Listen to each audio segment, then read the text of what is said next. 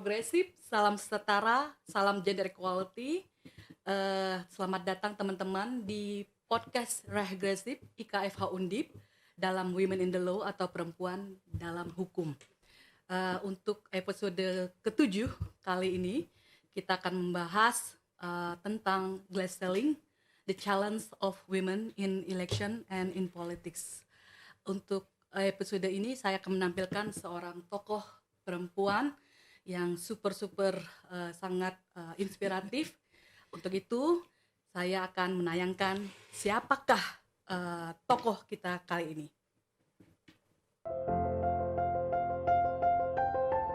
Nur Syarifah atau akrab disapa dengan Inung adalah salah satu alumni Fakultas Hukum Universitas Diponegoro tahun 1987. Wanita kelahiran Semarang 3 September 1968 ini aktif menjadi anggota Dewan Penasehat IKFH Undip. Pasca lulus dari FH Undip tahun 1991, dirinya melanjutkan jenjang pendidikan S2 di Universitas Leiden, Belanda dan berhasil meraih gelar Master of Law pada jurusan Hukum Bisnis Internasional. Sempat mengabdi selama 20 tahun lebih di Bappenas, dirinya kemudian memutuskan pindah ke Komisi Pemilihan Umum dan menempati jabatan yang strategis. Suksesnya pemilu 2014 dan pemilu serentak 2019 lalu tak lepas dari kerja kerasnya dalam merancang aturan hukum dan teknis pelaksanaan. Pada pemilihan 2020, dirinya sukses menyusun aturan teknis pelaksanaan pemilihan di tengah pandemi sekaligus menepis keraguan publik akan terjadinya klaster baru COVID-19 saat itu.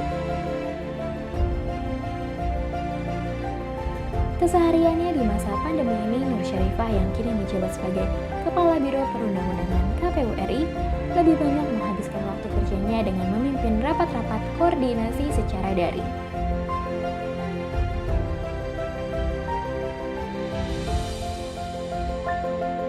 Kendati demikian, sesekali pertemuan dengan berbagai pemangku kepentingan dan monitoring kerja kepemiluan di daerah juga dilakukan. Yakinlah bahwa bekal ilmu pengetahuan yang diberikan oleh alma mater tercinta kita ini akan memberikan satu kekuatan sendiri untuk mencapai masa depan yang gemilang.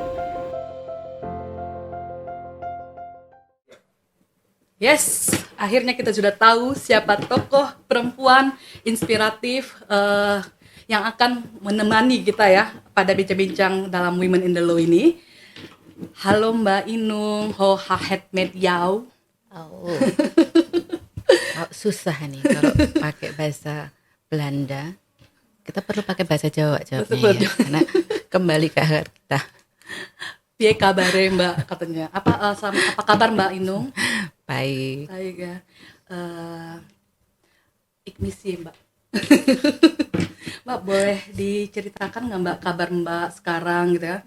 It's been a long time ya kita nggak ketemu. Yeah. Apa aja kegiatan Mbak Inung selama pandemi COVID-19 ini? Yeah. Kalau saya sih pandemi ini juga tetap saja sibuk karena kebetulan di tengah-tengah masa pandemi masih ada tugas mengawal pilkada. Jadi pilkada yang harusnya 2020 di bulan September itu kan outbreak COVID itu kan terjadi saat itu. Ya. Jadi harus mengkaji betul apakah pilkada tetap dilanjutkan ya, atau kemudian ditunda. Dan keputusan yang besar juga harus diambil. Pilkada tetap dilanjutkan. Kalau ditunda kita tidak tahu COVID itu sampai kapan, kan begitu.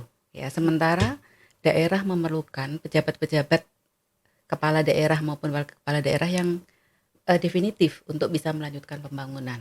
Setelah melalui pertimbangan panjang, akhirnya tetap dilaksanakan di Desember 2020. Nah, tentu saja pro kontranya banyak ya di tengah-tengah masa COVID itu, sementara kita masih agak gagap di dalam penanganan COVID kan di awal-awal itu tidak ada yang menyangka sama sekali. Jadi betul-betul kita menjaga jangan sampai pilkada itu jadi klaster baru gitu. Nah, itu kira-kira kesibukan selama pandemi kemarin. Dan sisanya masih ada karena ada beberapa daerah yang harus pilkada ulang. Gitu. Jadi di mana tuh Mbak? Yang pilkada ulang itu ada beberapa. Jadi ya itu pasca putusan Mahkamah Konstitusi. Jadi begitu selesai pilkada penetapan, kan mereka punya hak untuk mengajukan keberatan di Mahkamah Konstitusi untuk terhadap hasil pemilu di situ. Ada beberapa daerah yang harus pilkada ulang, ada beberapa faktor lah ya, tapi yang kemudian saya harus turun sendiri itu adalah daerah-daerah yang perlu pendampingan khusus seperti Sumatera Utara, kemudian Saburai Jua, beberapa daerah di Papua gitu. Jadi ya alhamdulillah satu demi satu sudah terlampaui, ya sudah terlewati. Tinggal satu daerah Nabire ini yang masih dalam proses sengketa di Mahkamah Konstitusi gitu. Buat ini Mbak, itu work from home combine dengan work from the office Mbak ya? Iya, bukan hanya from WFO, work from office, tetapi harus work in the field. Jadi harus ke lapangan. Ya, sangat menarik Mbak. Jadi Mbak Inung sibuk ya sekarang ya, even though kita semuanya lagi di rumah, lagi work from home. Gini Mbak, aku dengar kan Mbak Inung senang banget dengan puisi Mbak ya, segala sesuatu tentang puisi gitu kan. Kalau boleh Mbak bacakan dulu Mbak biar kita agak ngalir. Ada puisi yang bisa ini nggak Mbak buat ini? Saya itu bukan yang produktif nulis puisi, tapi lebih banyak dari hati ya. Jadi bisa jadi pengalaman sendiri, bisa juga dari curhatan dari teman-teman sesama perempuan gitu ya. Jadi ada satu yang puisi yang saya buat ini karena rasa rasa saya yang ikut terlibat gitu ya. Ini bentuk dari maskulinitas, Van. Jadi baper banget saya. Udah selalu begitu. Jadi ini dari cerita teman sih ya, dari cerita teman yang kemudian saya terbawa perasaan bagaimana kemudian saya ingin mengekspresikan you can do it, you can do by yourself, not depend on anyone, you have your own right of your body gitu. Kenapa kamu tidak berani? Jadi ini cukup tenang aku sebagai perempuanmu. Tak perlu kau tambahkan predikat yang membuatmu remuk. Biar aku daras dalam doa. Cukup sebut nama singkatku. Tak perlu kau tambahkan gelar yang membuatmu sesak. Biar aku catat dalam hati. Cukup simpan rapat ceritamu. Tak perlu kau kelokkan yang membuatmu tampak berkelindan. Biar aku tulis dalam dongeng pengantar malam. Cukup bagimu sampai di situ. Jangan sampai melangkah setapak pun, karena tak akan mampu kau lalui, dan aku tahu itu. Itu. Dalam sekali. Aduh, senang banget Mbak dengar puisi dari Mbak Inung. Setiap kali Mbak Inung membacakan puisi. Mbak Inung, aku mau nanya, kan Mbak Inung lama kuliah di Belanda ya, pernah kuliah di Belanda. Dan Mbak Inung bisa cerita nggak sih apa waktu Mbak Inung di sana itu apa saja yang Mbak Inung alami tentang kesetaraan gender misalnya gitu kan, atau bagaimana Mbak di sana itu yang Mbak Inung alami lah yang berkesan gitu ya sampai Mbak Inung balik lagi ke Indonesia gitu, ada perbedaannya nggak? Saya tidak merasakan betul ada ketimpangan di sana ya, karena memang masanya singkat juga ya, dan masa singkat itu pun dalam suasana belajar, tadi tidak bisa kemudian menceritakan hari-harinya mereka, tetapi saya melihat bahwa penghormatan mereka terhadap hak perempuan dan laki-laki itu sama. Saya tidak melihat ada perbedaan di situ ya. Jadi perempuan pun dituntut untuk mampu dia membawa diri sendiri gitu. Jadi kalau saya justru merasakan dari sisi pengalaman saya itu lebih takut berjalan di Jakarta pukul 7 malam di trotoar pinggir jalan dibandingkan saya pulang malam jam 11 di Leiden. Oh gitu. Karena akan aman. Dia tidak ada catcalling. Ya, catcalling. Tidak ada ketakutan dari kita itu ada gerombolan orang akan berhadapan dengan kita atau berjalan berpapasan dengan kita, nanti saya diapain gitu ya. Itu lebih nyaman bagi saya. Di Leiden khususnya, di Belanda pada umumnya juga sama sih sebetulnya. Jadi aman ya. Dibandingkan di sini gitu. Begitu kalau jalan kemudian ada gerombolan cowok-cowok ini aduh ini apain ya, jadi akhirnya kita yang melipir gitu ya. Jadi saya baru kemudian sekarang inilah ketika kemudian isu gender itu mengemuka itu, bahwa itu tuh sebetulnya ketika kita nggak nyaman di sweet ya. Ya kan biasa nih cowok-cowok suka ketika ada sweet tuh cewek mau kemana gitu ya. Itu sebetulnya kalau kita nggak nyaman itu sudah masuk ke dalam sexual harassment gitu. Ya. Pelecehan seksual Mbak Iya. ya. Kan bagi cowok itu biasa gitu aja sombong sama diinikan gitu kan, sweet gitu. Gitu. Jadi itu perbedaan yang nyata bagaimana penghormatan terhadap perempuan ya. Gitu. Yang saya rasakan. Kalau dari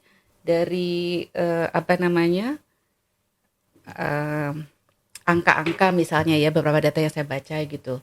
Di periode saya sekolah itu di 98 99 itu cukup menarik, yang hakim-hakim di level bawah di Belanda itu cukup banyak perempuannya. Bahkan sekitar mungkin tahun 2005-2008 tuh dia outnumber hakim perempuan dibandingkan hakim laki-laki. Sementara kita masih berjuang bagaimana meningkatkan kuantitas dari hakim-hakim perempuan gitu di Indonesia. Di Belanda itu sudah cukup. Kira-kira penyebabnya apa Mbak? Kok lebih banyak perempuan daripada laki-laki gitu? Sampai outnumbers tadi? Kalau saya melihatnya kesempatan yang sama ya. Di pendidikan maksudnya di Mbak pendidikan gitu. Kemudian pada tahapan setelah pendidikan mereka masuk karir gitu ya. Itu juga terbuka gitu. Mereka juga terbuka. Kalau jadi hakim tuh justru malah berat loh di Belanda. Dia dari kalau kita lepas sekolah gitu ya, perlu waktu 6 tahun untuk di training ya, jadi langsung kemudian tuh paling enggak tuh 6 tahun gitu untuk bisa menjadi hakim yang baik ya. Atau kemudian bisa dengan cara dia profesi, cabang-cabang profesi hukum gitu kan, tak advokat tak apa gitu, minimal 6 tahun, terus mereka kemudian didik sekitar 1 tahunan untuk bisa menjadi hakim gitu. Nah, minatnya itu tertampung gitu. Terus barangkali ada juga budaya individualis ya di Belanda itu, namanya anak itu umur 17 tuh dia harus keluar dari rumah. Jadi ada rasa saya harus keluar dari rumah, sudah nggak tanggungan dari keluarga saya. Mungkin faktor itu membuat masyarakat di sana open minded gitu ya, gitu, sehingga profesi apapun juga mereka bisa terima dengan baik ya, budayanya seperti itu. Jadi saya tidak melihat budaya patriarki di sana gitu. Nah itu mungkin yang kebetulan karena sekolah hukum, jadi pengamatan saya ya yang berkaitan dengan masalah hukum tuh ya di situ gitu. Kok hari-harinya saya nggak melihat hal yang berbeda gitu ya. Itu bahkan kalau sekarang ini suka kalau orang-orang dibilang feminis, coba ditimbang dengan apa sih, hanya sekedar katanya feminis meminta emansipasi, coba angkat galon. Begitu rendahnya sih persamaan perempuan laki-laki hanya masalah angkat galon. Itu kadang-kadang sebel gitu ya. Jadi perlu inilah Mbak ya, perlu pendidikan lebih banyak lah ya, gimana caranya kesetaraan tuh timbul ya. Oke Mbak, ini lagi Mbak, Mbak Inung sekarang kan kepala biro nih. Kepala biro di KPU ya. Boleh ceritakan nggak Mbak bagaimana Mbak Inung ya, mulai dari mungkin kuliah dulu atau dari mulai SMA mungkin Mbak ya, sampai saat ini memasuki ASN kemudian jadi kepala biro. Ada nggak Mbak pengalaman masa lalu yang menyenangkan dan tidak menyenangkan juga, misalnya mengalami mungkin stigma atau juga mungkin aja insult penghinaan gitu kan, atau apapun yang inilah yang menjadi pelajaran buat Mbak Inung sampai saat ini gitu, yang bisa dibagi buat teman-teman kita Mbak. Perempuan itu dulu kan yang disebut perempuan itu selalu konotasinya harus cantik, putih gitu ya, langsing, tinggi gitu. Saya merasa kecil gitu ya, dulu tuh bulet gitu ya, jadi suka sedih gitu ya ketika ada acara-acara di kampung, yang namanya pengantin di kampung itu kan pasti ada pengiringnya tuh, pasti nggak pernah kepilih tuh Van, nggak pernah, karena udah kecil, bulat gitu ya. Ya. Terus yang kepilih tuh yang cantik-cantik gitu. Rasanya gimana kita ngeliatin ini, kalau ada pengantinnya di kampung kok dia ini ya dipilih terus, sementara kita pengen gitu. Nanti kalau 17-an juga gitu nih, ada pentas 17-an tari-tarian gitu. Yang dipilih juga yang langsing-langsing, yang putih. bersih gitu, putih gitu ya. Sedih gitu. Sampai suatu ketika kok rasanya saya merasa sekolah cukup bagus lah, nggak ini ya, cukup masuk di ranking gitu ya. Kayaknya kok orang lebih mikirnya fisik ya gitu ya. Sampai suatu ketika saya mendengar ibu saya di arisan itu dia membanggakan, kan biasa kalau ibu suka membanggakan ya, oh anak saya kemarin ikut ini loh, tarik di sini, terus kemarin jadi pengiring pengantin di sini gitu ya. Sampai bawa kesadaran saya, ibu saya itu menceritakan bahwa saya itu ranking berapa gitu ya waktu itu ya, pokoknya konsisten lah rankingnya gitu. Oh itu mungkin ya sisi lain dari yang seharusnya itu perempuan tidak hanya kemudian bicara fisik, jadi itulah yang harus kemudian saya bangun gitu loh. Saya punya nilai lain gitu, nilai saya bukan di soal fisik, di soal kecantikan gitu ya, tetapi nilai saya ada di sini nih gitu. Di akademis sebenarnya. Dengan pemahaman saya gitu ya. Meskipun saya sempat protes sama ibu saya gitu, begitu ibu saya nggak tahu kalau saya tiba-tiba ngintil di arisan itu, sampai di rumah saya protes. Saya orang yang nggak suka kemudian dibangga-banggain gitu, ibu ngapain sih cerita kayak gitu gitu. Gitu. Nah, sepertinya dari perjalanan seperti itu akhirnya sweet itu, kok apa-apa kemudian udah tanya sama karena saya paling kecil, jadi meskipun sekarang pun penggede, jadi sekampung tuh urutannya saya paling kecil, baik kecil umurnya maupun kecil ininya ya, tinggi badannya. Jadi sampai sekarang pun teman-teman kampung saya panggilnya Dek, meskipun udah sama-sama tua gini ya, tetap Dek gitu. Diuntungkan tuh Mbak. Jadi akhirnya mulailah gitu. Oh di situ ya, itulah yang kemudian saya bangun. Kemudian saya mencoba titen. Kalau orang Jawa itu kan ilmu titen ya, ilmu nandain gitu ya. Apa sih yang saya punya gitu ya? Apa yang mampu saya gitu. Sampai kemudian saya padahal nilai-nilai eksak saya lumayan bagus, tapi saya tidak terlalu punya passion. Kalau saya ada di sini ini jangan-jangan saya terjelek di antara yang terbaik gitu. Gitu. Akhirnya saya fokus, saya milih ke jurusan IPS. Yang ini orang selalu bilang, anak-anak IPS, anak-anak A3 gitu ya. Gitu. Kemampuan saya di situ. Saya harus asah di situ. Meskipun saya mampu di sini, tapi saya kurang passion. Saya bisa kemudian suatu saat saya kemudian jenuh gitu. Jenuh, saya nggak bisa fight lagi. Kenapa? Hidup tuh kan harus sambil dinikmati. Akhirnya saya menikmatilah di situ. Nah, saya ambil A3 di SMA 3 Semarang gitu ya. Passion saya di situ. Kebetulan dari hasil tes psikotesnya itu saya selain di beberapa di eksak lah ya, di angka-angka, tapi lebih ini saya di verbal. Oke. Ya. Ya sudah. Cuman pada saat mau daftar fakultas itu bingung mau apa ya gitu ya. Hukum, ekonomi saya cukup bagus 9-10, malah gurunya bingung, masa mau saya kasih kamu di ijazah 10 katanya gitu. Bahasa Perancis saya cukup bagus juga dibanding bahasa Indonesia waktu itu. Aduh, susah juga, nanti mikir juga nih mau kerja apa gitu kan.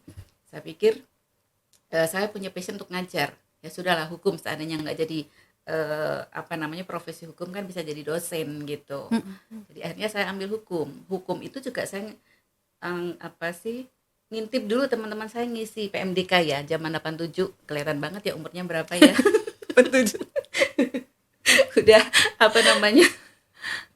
udah setengah abad lebih. Saya ngintip nih sama teman-teman ngisi PMDK. Jadi kalau udah Sipan Maru 87 saya PMDK. Alhamdulillah saya masuk PMDK. Jadi saya nggak ngalami yang namanya Sipan Maru buru-buru gitu. Jadi saya tanpa tes gitu.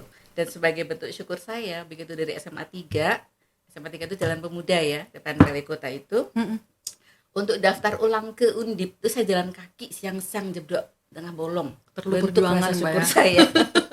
Perjuangannya kan 3 tahun kalau Sipan Maru kalau PMDK PMDK, ya kan. Kan diambil nilainya kan dari dari kelas 1 Iya. sampai kelas 3 semester 1 lah kira-kira gitu. Iya.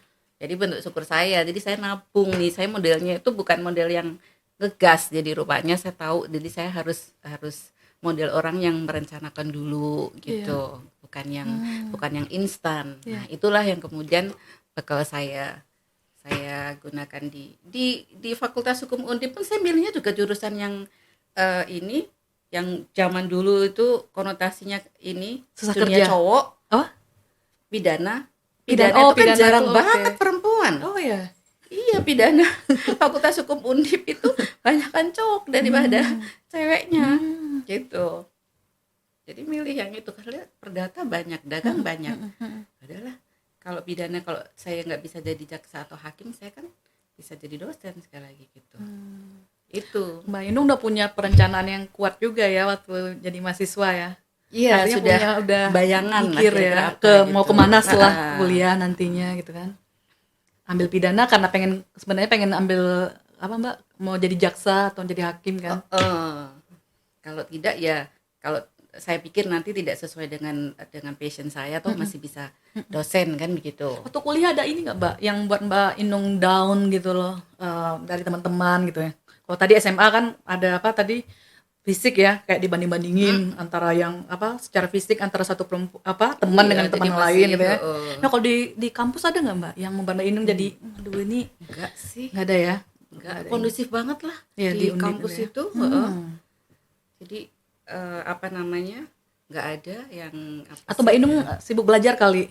Saya bukan orang yang tipe belajar. Saya bukan tipe belajar, tapi suka nulis. Artinya begitu Iya. dosen ini, saya pasti punya catatan. Sampai suatu ketika ujian, saya nggak punya buku catatan, karena buku catatan saya muter. Iya. Entah dipinjam ini mana buku catatan saya. Iya. Aku lupa dipinjam siapa. Suatu ketika ketemunya di fotokopi.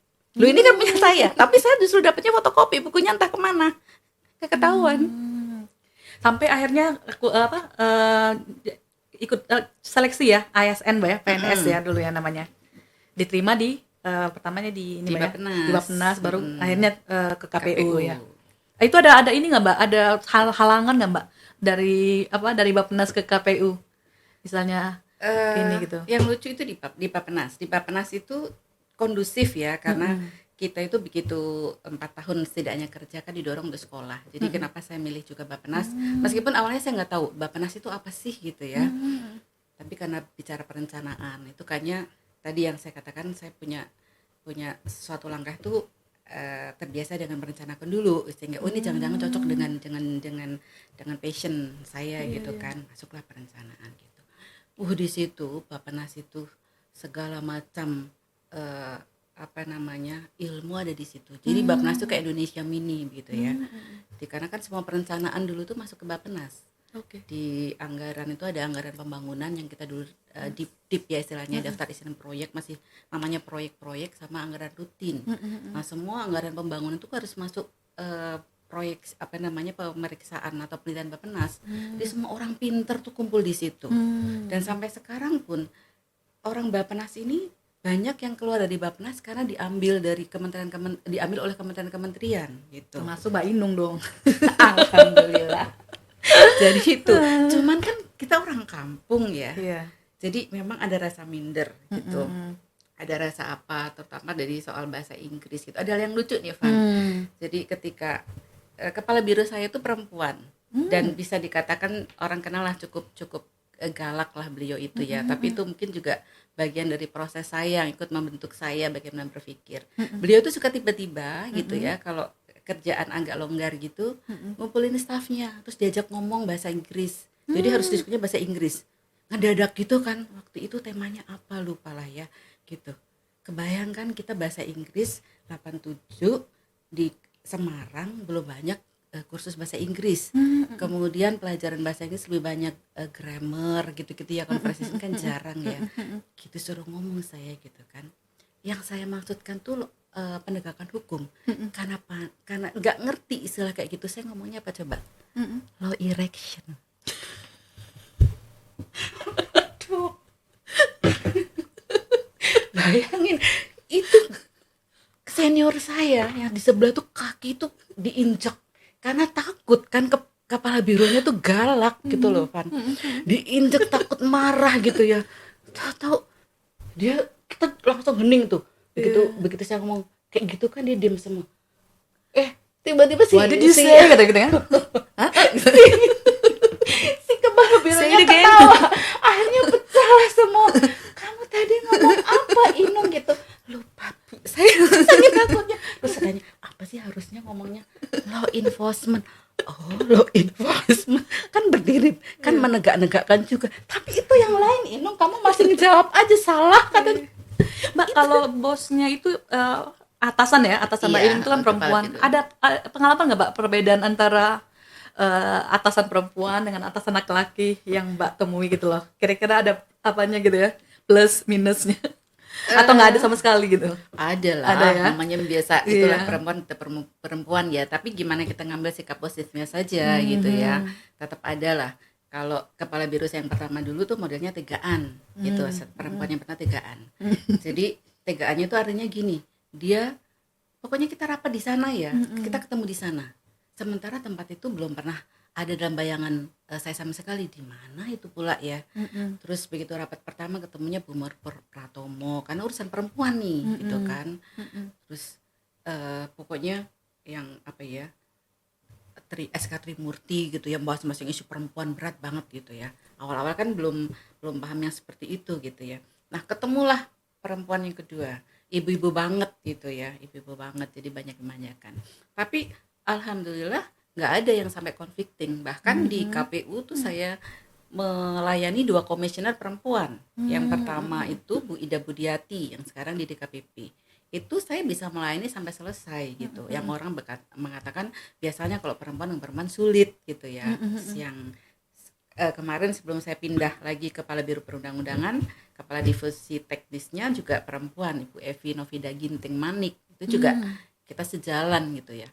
Kalau bagi saya hal biasa sih kalau namanya perbedaan pendapat. Ya. So far dari kepala-kepala biro yang perempuan ini tidak pernah ada hambatan, justru saya banyak mendapatkan jalan, mendapatkan clue-clue untuk gimana mengambil kesempatan gitu. Iya Mbak. Sekarang saya ingin ini Mbak agak-agak serius nih. Serem kali kalau udah Kalau serius nih ya. Agak serius ini. Saya membawa ini Mbak, mengingatkan Mbak Inung lah sama teman-teman sekalian ya. Kita kan Mbak Inung kan urusannya tentang pemilihan ya di kantornya kan. Nah kalau kita kilas balik itu, kita perbandingkan coba kita bawa ke Amerika Serikat lah dengan Kamala Harris yang sangat fenomenal gitu ya. Kamala Harris itu Mbak, waktu dia kampanye dengan Mike Pence, dia banyak mengalami banyak interupsi gitu kan, terus juga beberapa terpaan dari misoginis, pembenci perempuan, itu di Amerika ya. Kemudian dia juga selalu dalam kampanye bukan ditanyain tentang tentang programnya, tapi lebih banyak pada kepribadiannya. Jadi di Amerika sendiri pun ada 2 isu likability itu penting, disukai, sama harus kompetensi juga penting bagi seorang untuk dipilih gitu kan. Itu harusnya seperti itu, tapi ternyata kalau untuk calon dari laki-laki itu nggak perlu likability, yang penting kompetensi aja gitu loh. Dia perempuan tuh juga kalau nggak suka sama calonnya selain Harris, dia tetap akan milih gitu loh, tetap akan milih calon lain yang nggak penting tuh kalau dia nggak suka, tapi dia penting kompeten laki-laki ini gitu kan. Sementara si Kamala Harris mengalami banyak itulah, ditanyakan lah siapa partnernya siapa, pasangannya siapa, kemudian yang nggak kompeten lah, nggak relevan dengan pemilihannya, ditanyain juga background dia sebagai black woman ya, kemudian juga isu-isu ras lainnya gitu loh. Nah yang ingin saya tanyakan adalah bagaimana menurut Mbak Inung ya, kondisi kalau kita bawa ke situasi di Indonesia, bagaimana ini Mbak, apa saja pertama kendala buat perempuan lah ya, terutama ya, untuk mencalonkan diri baik dia sebagai anggota DPRD lah dari bawah gitu ya, DPR, kemudian juga bahkan presiden mungkin. Kemudian juga apa saja yang harus dipersiapkan oleh perempuan itu, Mbak. Kemudian juga apa saja kira-kira kendalanya gitu, Mbak, yang dihadapi ya, mulai dari proses dia awal pendaftaran sampai dia berproses campaign sampai dia dipilih, itu ada nggak kira-kira Mbak pengalaman Mbak Inung yang mungkin berharga buat teman-teman kita sekalian, Mbak, yang bisa dibagi lah, Mbak, apa saja sebenarnya itu apa mudah aja, Mbak, apa mulus-mulus aja nggak sih buat seorang perempuan untuk maju sebagai apa dalam kancah politik ini gitu, Mbak Inung? Silakan, Mbak Inung. Kalau yang saya amati ya sejauh ini tuh masih berat ya, masih berat lah. Artinya jalannya tidak mudah mereka untuk mulai dari tahapan pendaftaran gitu ya sampai dengan terpilih gitu ya. Jadi bagaimana proses pendaftaran untuk calon anggota DPR itu kan dia harus anggota partai. Nah, di internalnya partai sendiri itu kan tidak semua punya keberpihakan ya. Kadang-kadang keberpihakan itu hanya sebagai slogan formalitas gitu ya. Jadi ketika ada upaya pengkaderan, upaya kemudian pendidikan politik, mereka tidak memberikan porsi yang setara gitu, yang saya amati ya dari ininya. Nah, cenderung mereka ketika masa-masa pendaftaran anggota DPR misalnya, mereka itu kemudian instan. Instannya apa?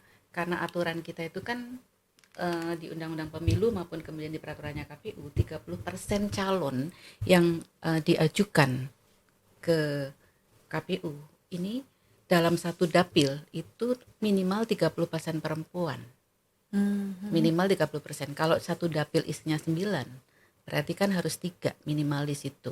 Dan itu harus diletakkan di setiap 3 urutan harus ada satu perempuan.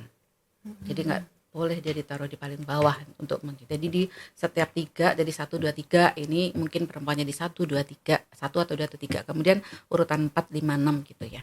Nah, pengalaman saya ini masih ya 2019 yang saya temuin itu perempuan sebagai formalitas. Jadi jadi pada saat mereka mendaftar mungkin ada agennya ya. Jadi saya tidak bisa mengatakan itu pasti gitu.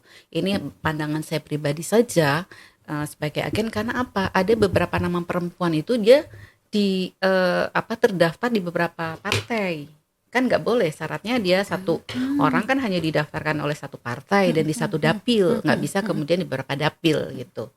Jadi tidak bisa tebar jaring atau tebar benih gitulah ya, nanti dipilih di mana kan gitu.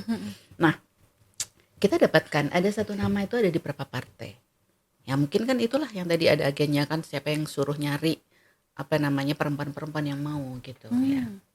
Nah, yang sangat disayangkan, yang sangat saya sayangkan, saya tidak tahu persis apakah ini by konsen si perempuan itu atau kemudian dia ini sendiri gitu ya. Karena ada dokumen yang kemudian dipalsukan. Ya, jadi kan ada keterangan misalnya keterangan dari pengadilan negeri bahwa dia tidak pernah menjadi terpidana selama 5 tahun terakhir gitu ya. Misalnya itu, ini dipalsukan untuk beberapa calon perempuan gitu. Saya nggak yakin kalau itu perempuan itu sendiri yang mengurus gitu ya. Itu, jadi lebih kepada formalitas. Jadi yang penting bahwa dia ketika masuk daftar ke KPU udah 30% kan sudah memenuhi syarat gitu. Udah begitu loh. Itu sendiri kan untuk masuk ke dalam saringan dapil sendiri sudah berat itu. Gitu. Ya. Belum lagi nanti dia tidak ditempatkan di dapil-dapil yang tidak di wilayahnya, di dapil yang di luar domisilinya dia. Ini kan juga berpengaruh terhadap nanti dia bagaimana proses kampanyenya dia kan gitu. Jadi itu sudah satu tahapan sendiri di awal kaderisasi itu seperti itu, sulitnya seperti itu. Belum mereka kemudian mendapatkan pendidikan politiknya nggak bekel-bekelnya nggak setara-setara. Nah, jadi begitu sudah terdaftar sebagai daftar calon, kan mereka harus campaign. Itu juga masih banyak lagi kendalanya. Selama kampanye itu ya. Selama kampanye itu kan misalnya apa tuh, Mbak? Butuh sumber daya. Butuh sumber daya itu tidak hanya kemudian dana. Bukannya dana saja. Sumber daya waktu. Iya, iya betul. Sumber daya waktu kan dia harus berbagi dengan urusan domestiknya dia.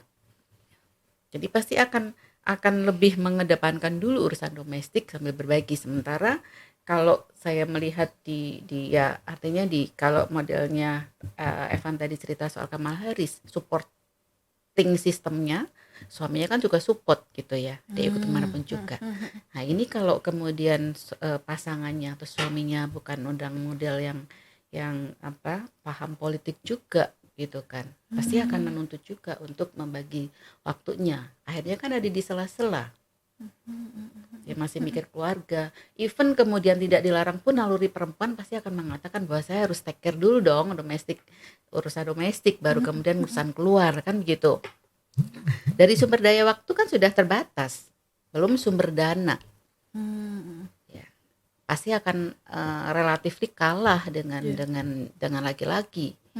Ya, pasti akan kalah karena banyak juga perempuan yang kemudian tidak bisa mandiri dalam arti ekonomi karena dia ibu rumah tangga, atau kemudian dia kan kalau pegawai kan belum tentu juga boleh ya diperbolehkan kantornya untuk ikut nyalon kan, gitulah, rata-rata kan kader misalnya kan, jadi harus berbagi gitu. Jadi sumber daya itu baik waktu maupun kemudian dananya. Ya, jadi menurut cerita calon-calon yang perempuan ini dia sudah menanamkan inilah ya, bisa dikatakan menanamkan nama di situ karena dia kader perempuan sebetulnya dari kegiatan sosial gitu kan. Jadi di satu daerah sudah ada bina. Sebenarnya tadinya tidak ada main politik dia. Jadi dia bina di situ gitu ya. Keterampilan perempuan, anak-anak gitu. Karena melihat kiprahnya seperti itu, ada temannya yang dari kader sebuah partai yang ngajak, kamu bisa tuh di situ gitu. Kamu bisa di situ tuh karena udah punya nama dan dikenal dan kontribusinya nyata. Gitu ya, ekonomi rumahan di situ tuh cukup terbantu lah ya, bantu gitu. Tapi pada akhirnya juga enggak, karena tiba-tiba ada yang calon yang lain yang laki-laki yang tidak pernah muncul, tapi dia punya sumber dana yang cukup gitu untuk dalam waktu yang dekat membiayai segala macam mungkin kegiatan di situ. Nah, masyarakat kita juga masih seperti itu. Dia hanya pandangannya tuh jarak dekat gitu ya, instan. Yang lama-lama yang ditanam itu, yang mungkin kecil-kecil itu nggak kepikiran. Jadi terbawa yang tiba-tiba datang blek gitu. Gitu. Jadi itu jadi begitu dia terdaftar sebagai calon, ini juga liar. Mereka harus fight sendiri, baik di internal partainya, sama-sama partai dalam satu dapil, belum partai lainnya. Gitu. Berat juga dong Mbak ya, dari mulai proses pendaftaran, during the process sampai ini juga ya. Iya, even peraturannya sebetulnya memang karena kita tidak menganut kuota reserve seat. Kita nggak menganut reserve seat di parlemen gitu. Jadi kalau reserve seat itu kan pokoknya parlemen misalnya isinya 575, 30%-nya itu harus perempuan gitu. Nah berarti perempuan kompetisinya sama perempuan dong, nggak bisa diinikan. Kalau di kita itu kan kuota afirmasinya itu hanya di pencalonan, di pendaftaran saja. Begitu 30% terlampaui oleh partai-partai di setiap dapilnya, udah kau kampanye sendiri-sendiri, artinya kamu fight sendiri. Tidak menjamin kemudian dia jadi ya, makanya di kursi parlemen kita ini 2019 cukup bagus nih, 20% perempuan. Lalu kita berharapnya 30% itu sampai parlemen. Berarti penting ini juga ya, tadi dari Mbak Inung, parpol tuh memainkan peranan penting ya. Betul. Untuk merekrut perempuan atau mendidik juga calon-calon kader ya. Kira-kira apa Mbak yang membuat hal-hal tersebut terjadi gitu loh, selain tadi faktor culture ya, ada faktor sosial juga kan, misalnya nggak ada support system di keluarga sendiri misalnya. Itu kira-kira apa Mbak, regulasinya apa perlu affirmative action 30% itu cukup apa enggak Mbak, atau ada lagi Mbak yang kendala lain lah atau menjadi barrier buat perempuan juga untuk ini gitu? Dari regulasi dulu, kita bicara women in the law ini. Iya, kalau regulasi kan tadi saya sampaikan ya, dia kebijakan kita itu tidak reserve seat. Ya. Jadi dia hanya di pengajuan daftar calon dia 30%, selebihnya oke. kan bebas. Nah, banyak sih PR kita ya kalau untuk itu ya, tidak selain support sistem dari si calonnya itu sendiri gitu ya. Literasi masyarakat kita juga seperti itu harus dibangun karena masih ada budaya patriarki itu di beberapa daerah kan kita masih sering mendengarkan apa namanya perempuan itu tidak cukup layak untuk menjadi pemimpin gitu ya. Kenapa Gitu. tuh kira-kira Mbak dibentuk bisa seperti itu gitu? Itu dari laki-lakinya atau perempuannya juga Mbak yang seperti itu Mbak? Pada beberapa kondisi itu akhirnya perempuan itu pada posisi yang kemudian kalau mau dibilang ini ya pasrah lah, memang seperti itu. Akhirnya kemudian tidak memotivasi. Ah, paling juga nggak bisa kok, paling nggak disetujui kok gitu loh. Gitu. Jadi support system itu tidak hanya dari lingkungan keluarga saja, dalam arti masyarakat luas juga seperti itu. Hegemoni laki-laki ini nih yang apa namanya? Pemirsa kita laki-laki jangan baper ya. Jadi Laki-laki di luar sana baper loh. baper ya. Karena itu tadi maskulinitas itu seperti yang saya tuliskan tadi. Jadi puisi saya itu terinspirasi gitu. Ada seorang teman bahwa dia sebetulnya dari sisi apa ya, sisi pendidikan tuh bisa dikatakan lebih tinggi. Ya mereka ketemu pada situasi masing-masing papan. Ya. Situasi itu berubah ketika kemudian apa pasangannya ini kebetulan turun lah ya, namanya orang usaha gitu kan ada turunnya. Nah, ketika dia apa ya terusik tanggung jawabnya tidak bisa dengan penuh ya, maskulinitasnya itu keluar. Gitu loh. Dia tidak mau kayaknya gitu loh, kekuasaannya kemudian diambil alih seolah-olah gitu kan. Makanya saya bilang cukuplah anggap aku sebagai perempuanmu. Gitu. Jadi kemudian kayak ngungkit-ngungkit, mentang-mentang kamu lebih tinggi, mentang lebih kaya gitu. Jadi karena nggak ngerti mesti dengan apa caranya untuk memfikskan persoalan itu, muncullah keegoannya seperti itu gitu loh. Nah, perempuan harus berani berhenti sampai di situ untuk memutuskan saya akan tetap bersama kamu atau saya akan apa namanya apa ya keluar dari situ gitu loh. Nah, di beberapa hal itu yang sedih seperti itu, nggak mau kuasanya itu kemudian bisa dikatakan sedikit terganggu gitu loh. Kok lebih kuasa perempuan sih gitu.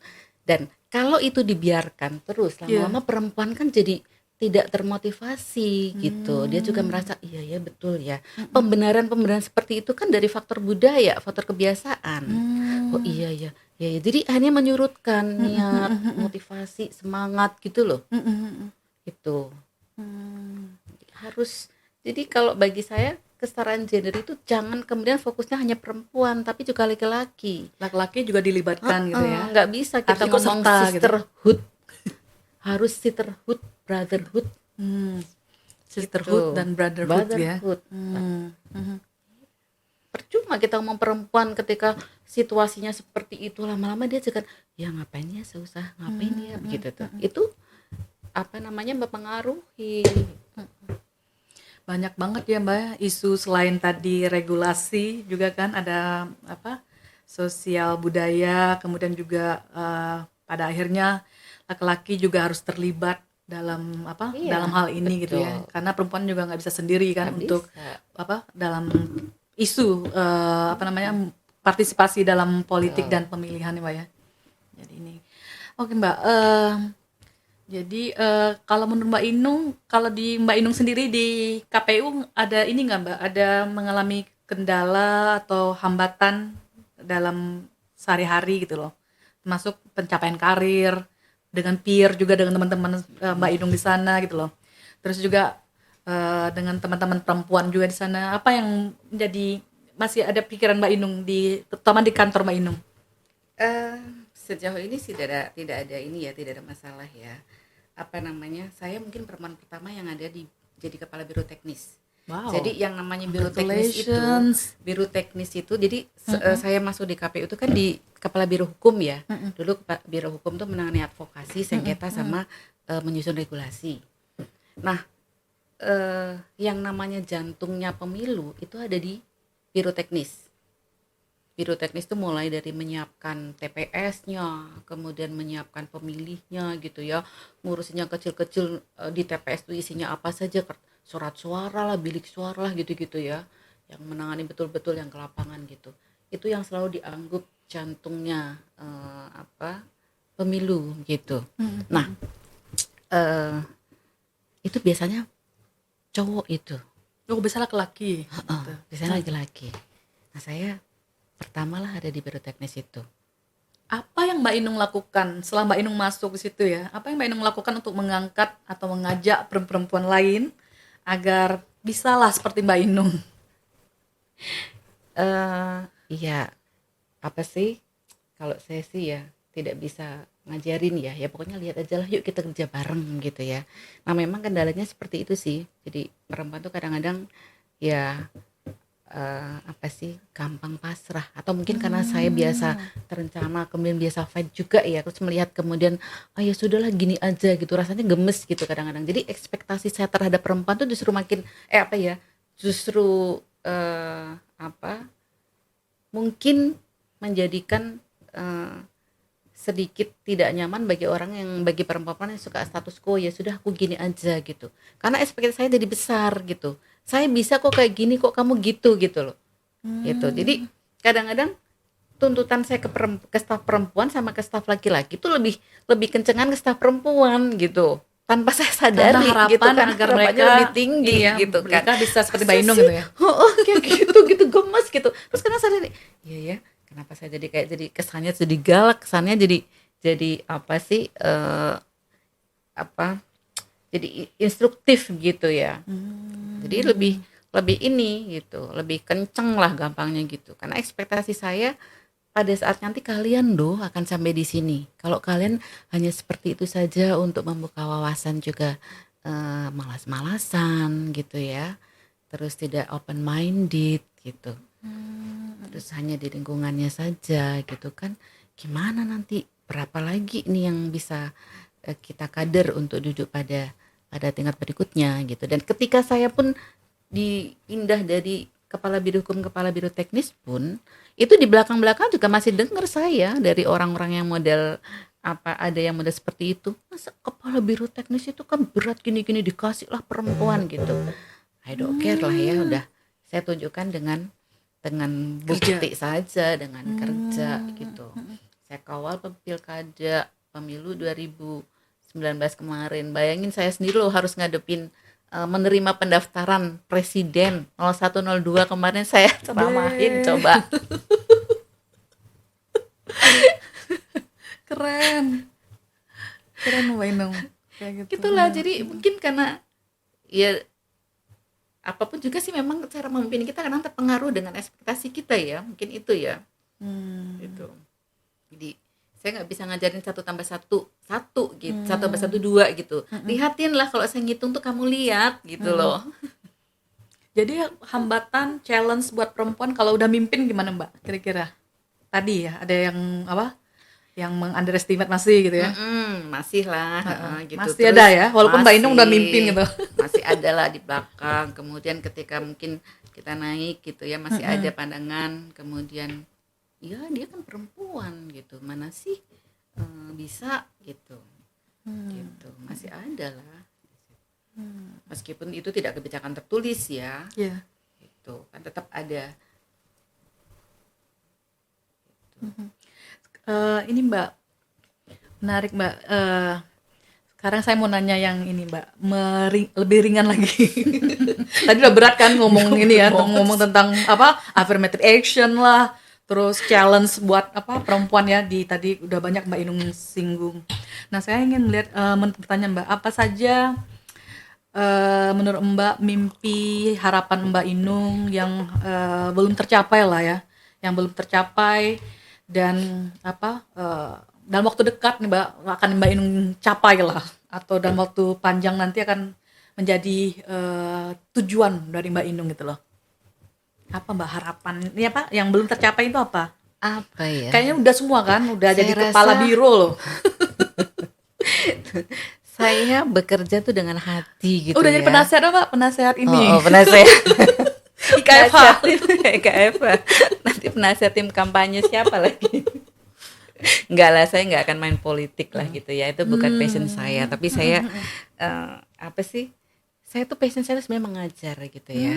Jadi saya sempat mengajar sebetulnya ketika saya di Bappenas. Saya mengajar di Ibnu Khaldun Bogor gitu ya di sela waktu saya. Waktu itu kan saya sempat tinggal di Bogor juga gitu ya. Nah,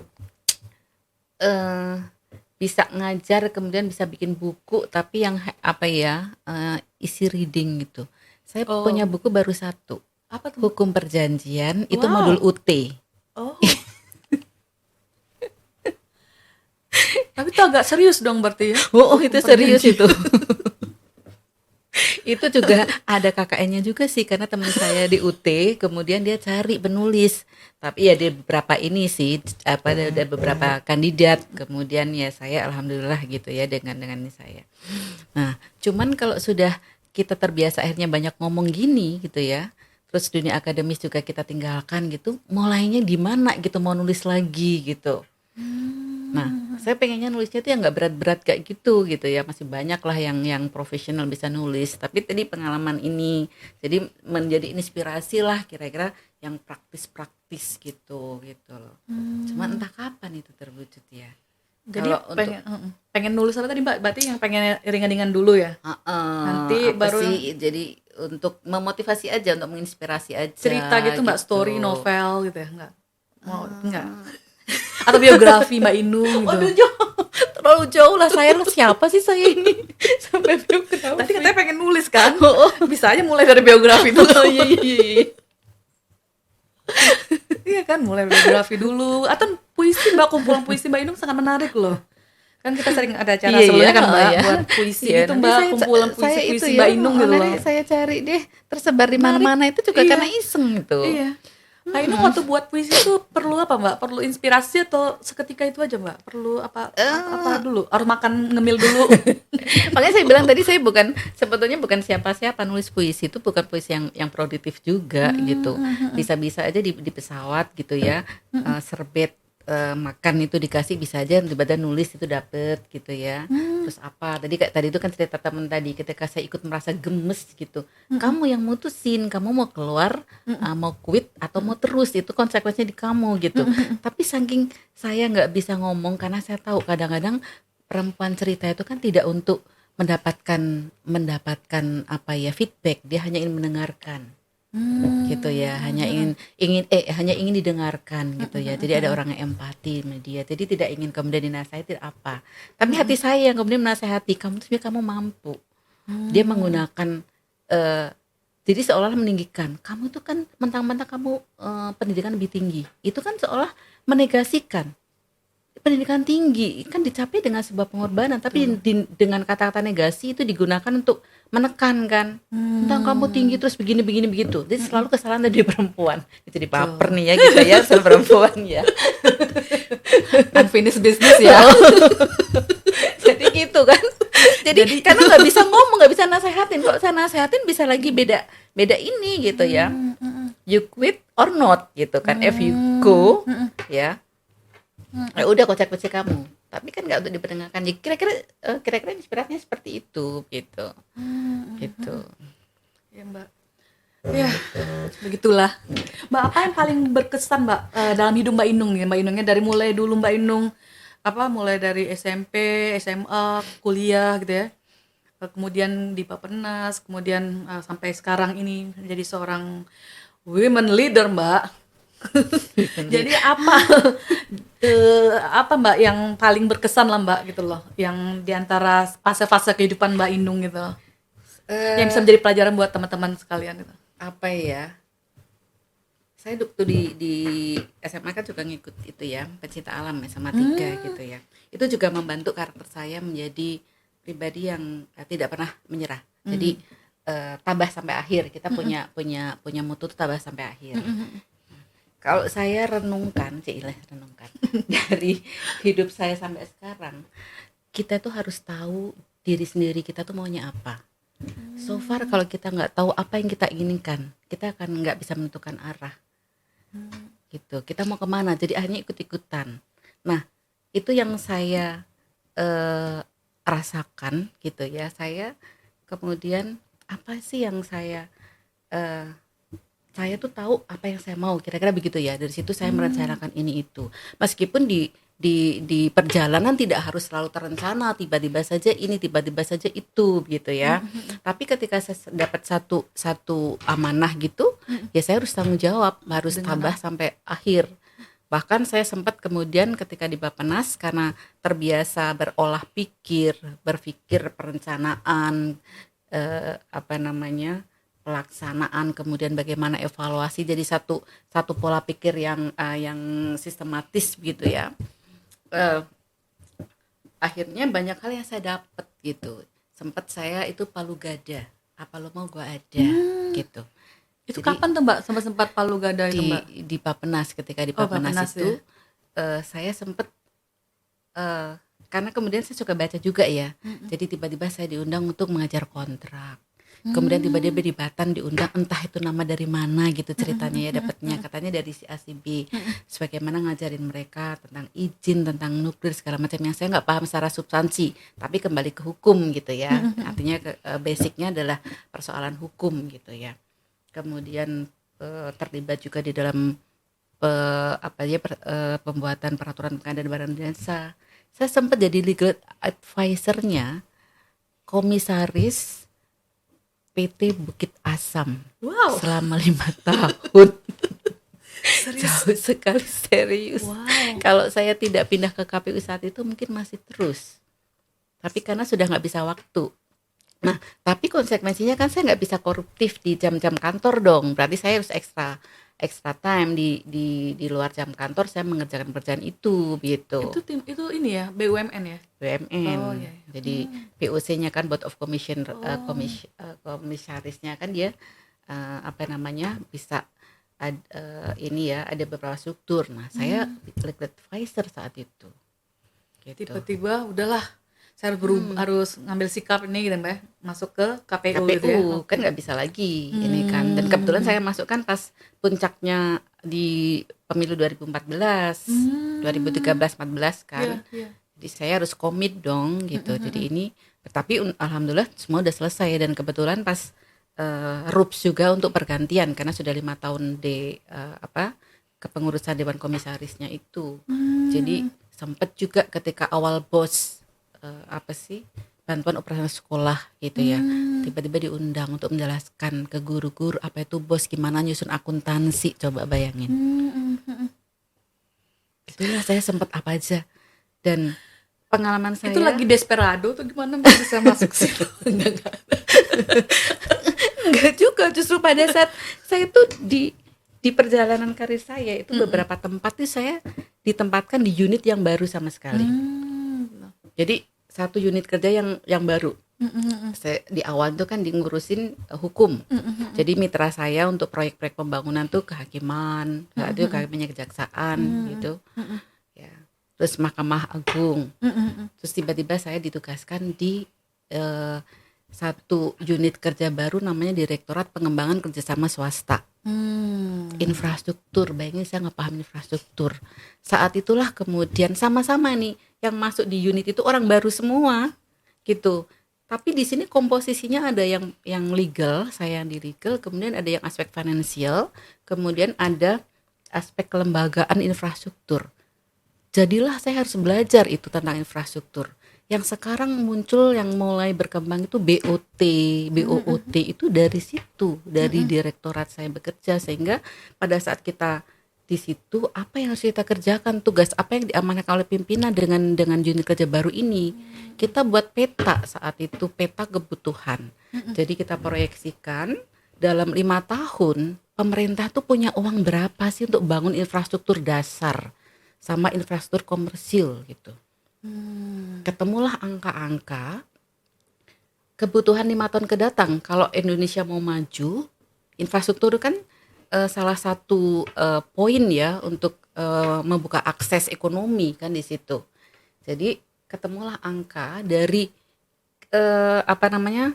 kebutuhan kita 5 tahun untuk membuka akses ekonomi itu diperlukan sekian triliun. Tapi kemampuan fiskal APBN kita tuh hanya sekian gitu. maka kita perlu cari, kalau mau percepatan tetap itu dilaksanakan, carilah akses finansial, ketemulah itu swasta, muncullah BUT, BUUT, KSU itu dari situ. Jadi saya banyak belajar di situ. Kontrak BUT itu rumitnya minta ampun gitu ya. Tapi kok saya ditanya sekarang nggak inget lagi, Van, jangan. Udah lupa ya sama sekali. Satu, jadi perjanjian finansialnya, perjanjian kemudian engineeringnya gitu. Di situ. Terus ditempatkan lagi tempat yang baru. Bappenas saat itu belum ada biro hukum. Ya, belum ada biro hukumnya karena masih menyatu dengan biro kepegawaian. Sementara tuntutannya waktu itu menterinya Bu Sri Mulyani. Oh, oke. Ya, beliau kan yang beliau itu model pemimpin yang perfect. Jadi dia mau juga secara hukum tuh harus kuat. Akhirnya dibentuklah biro hukum. Baru sama orangnya baru semua kita kumpulan ini. Kita harus berhadapan dengan lender untuk negosiasi, coba bayangin. Sementara barang yang negosiasi kan beda-beda jenisnya. Jadi bagaimana contohnya kita mempertahankan ya banyak lender gitu ya mensyaratkan hal-hal yang ini menjerat kita. Misalnya dia ingin kemudian memasukkan unsur mengenai genuine people, indigenous people. Kan nggak ada dong di istilah di kita. Ikat kan. Itu untuk satu kata itu aja. Ya. Itu benar-benar ini gitu. Jadi Indonesia tuh masih masih dianggapnya tuh kayak primitif gitu loh. Jadi masih ada indigenous people lagi nih. Nah, itu kan menjerat kita kalau kemudian kita tidak aware atau tidak ini ya. Kan kita dianggap breach the contract kan gitu. Belum sempat juga, mohon maaf ini ya karena memang masih budaya belum terima ya. Ada upaya juga memasukkan bahwa kita harus taking care terhadap LGBT gitu. Itu di kontrak-kontrak dengan donor itu suka ada kayak gitu kalau nggak kita detail cermat betul gitu. Jadi saya banyak nemuin tantangan baru gitu. Yang tadinya hanya planner itu kan lebih kepada perspektifnya kan nggak konkret gitu ya. Kemudian masuk ke eksekusi di PUT, kemudian eksekutor lagi ada di biro hukum, berapa kali jadi in-house lawyernya Bappenas. Itu masih seputar kebijakannya, nggak ada punya politik nih banyu pemerintahan. Tiba-tiba masuk ke KPU lain lagi ceritanya. Laboratorium yang baru lagi ya Mbak ya untuk belajar juga kan. Iya. Gitu. Jadi iya. Oke. Mbak Inung, terima kasih bincang-bincangnya Mbak, sangat insightful kita bilang Mbak ya, meaningful. Kalau boleh saya simpulkan apa yang saya temukan dari bincang-bincang kita adalah Mbak Inung ini adalah seorang yang sangat visioner, sangat tangguh, punya perencanaan, kemudian juga kuat ya walaupun banyak tantangan-tantangan yang dihadapi, dengan stigma tadi masih ada kan. Juga di dalam pekerjaannya pun menemukan hal-hal seperti itu ya Mbak ya, ada diskriminasi terhadap perempuan, masih ada misoginis, patriarkal, pembenci perempuan dan sebagainya itu Mbak ya. Jadi itu membuktikan memang masih tidak adanya ketidaksetaraan gender ya dalam kehidupan kita sehari-hari.